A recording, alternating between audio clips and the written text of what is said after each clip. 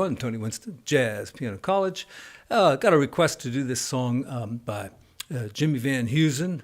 I think he made this shirt too. And it's called It's Always You. It's on the Chet Baker album. The title of the video is How to Reharm Like Chet Baker. But, I don't think he reharmed this. I think it's probably the piano player who came up with the changes to the chords. I found a really old chart. I'm putting both charts down in the description, the one that I found, and then I went back and changed the chords to what I think the piano player and the band is playing on the Chet Baker album. So it's a song called It's Always You by Jimmy Van Heusen. I think I can get away with just playing this thing, so let me play it first and then we'll talk about it. And I'll do the reharm, of course.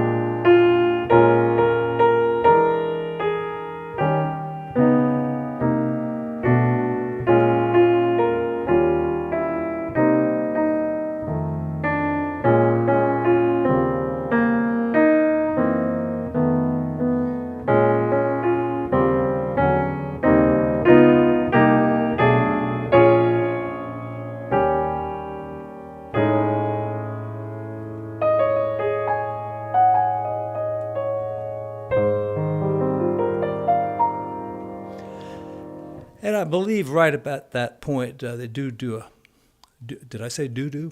They did some kind of odd chords there, kind of getting into Chet Baker's trumpet solo, and I did not figure those out. Sorry about that. And I also see that on the last A section here, I did not put in the reharm. So it's the same as it is back in the first A section.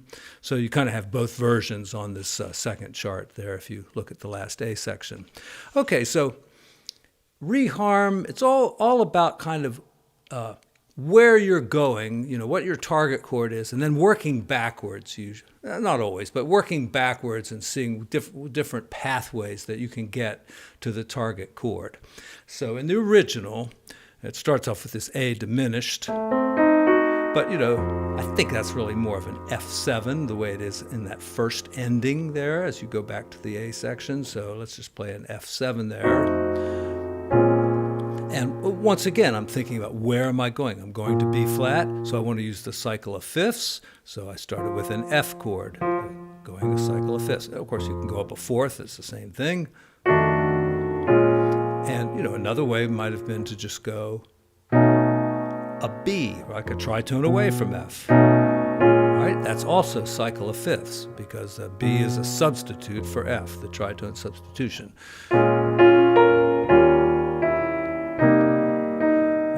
Here's that B diminished, and that's a nice change. And the F7 really is not like a substitute for that B diminished. It's a substitute for B7, but it's not a substitute for B diminished.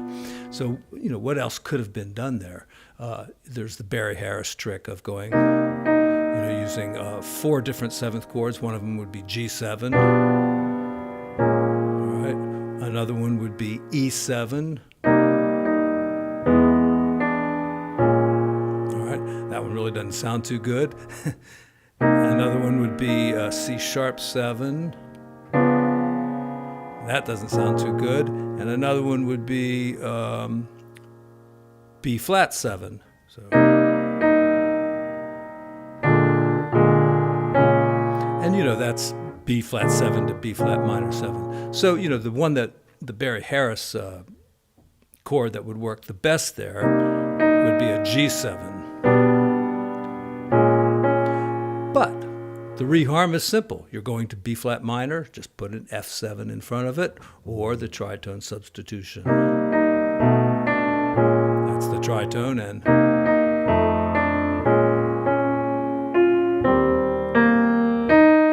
all right, now here, it's basically the same chords. You see we have C minor 7 flat 5, but if you think about it, you know, a tritone away from that, and again, this is not exactly a tritone substitution, but we're going to F7, right? So we can precede that by a half step above, which is cycle of fifths, because that's a tritone away from C, all right? And C to F is cycle of fifths, so. And the chord there is kind of rich. It's a 13 chord there, and I believe the flat 5 is in there. You can call it the sharp 11, and then just take that whole structure down like that. And now I'm calling it the flat 5. What did I call it there? I didn't call it anything. I call it the flat 9. Yeah, because I think the flat 9 was in there, but we should probably add the flat 5, or you can call it the sharp 11. Anyway, there it is once again from the B flat.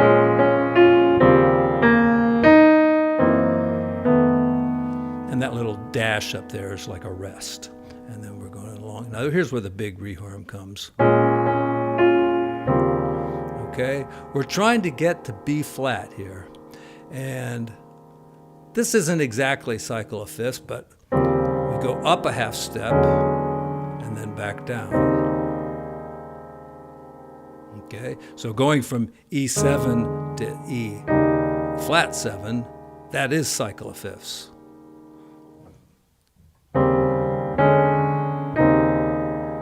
And then we're working our way down. And right there we've got B minor 13. I know it just says B minor 7 because the melody note is giving you the 13, so no need to write it in there. But I always look for opportunities to use the minor 13 chord because, you know, it doesn't fit in very many situations, so I like it.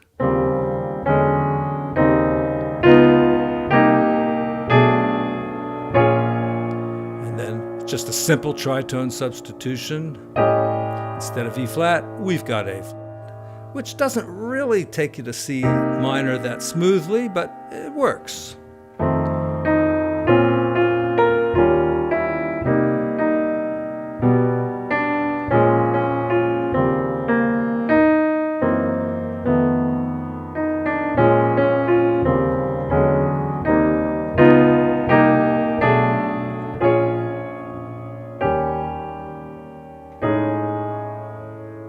I don't believe he uses that. And that reharm there, you know, and they use it at the end, and I believe it's this chord, A major 7th with the sharp 11 there. Or you could call it the flat 5, same darn thing. I have my tie on today, so no cuss words. And then you could just resolve that if you liked the A flat there. And that's like a surprise ending. You know, you go doing a 2-5-1, and you just go to a chord that's unexpected. All right, that was a D flat minor, the 4 chord. What else would be good?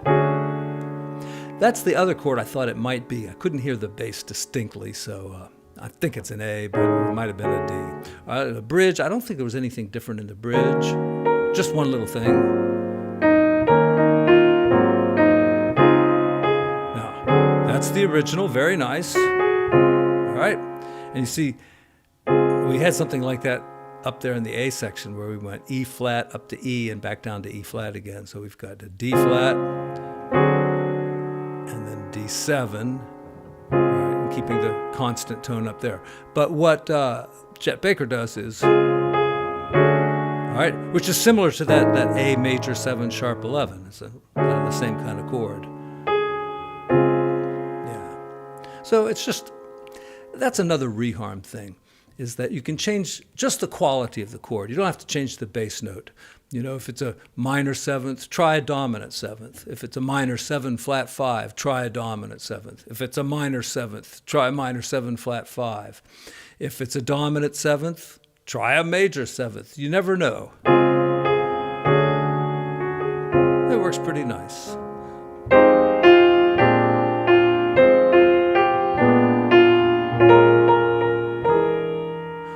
There's another one right here. Oh yeah, so and kind of using the same idea as we did before, where it's all right. We're just walking down the scale. All right, so we're just following a nice bass movement there, diatonic bass movement, and then a chromatic bass movement, and then a vowel movement. That's if it doesn't work out, if it really sucks. Oh no. I'm going to have my teaching license revoked.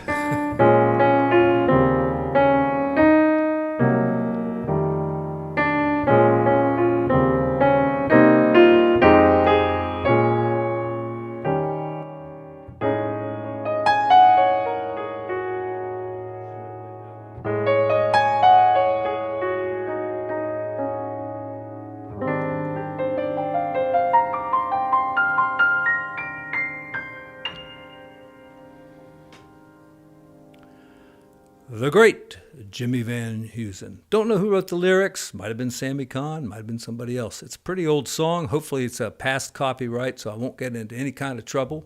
And thank you all very much. Now, I'm going to link to a reharm video on Over the Rainbow, where I really explain a lot of the basic rules of reharmonization. So that'll be, probably up there in the corner somewhere, or down in the description as well. Also linking to several of my most popular videos about improvisation. And let's see, like and subscribe. Join me over there on Patreon. There's a PayPal link if you want to contribute to the channel, and I greatly appreciate it. And y'all have a great, I was going to say afternoon or evening, but whatever time it is, where you're watching, have a great day. All right, see everyone. Thank you.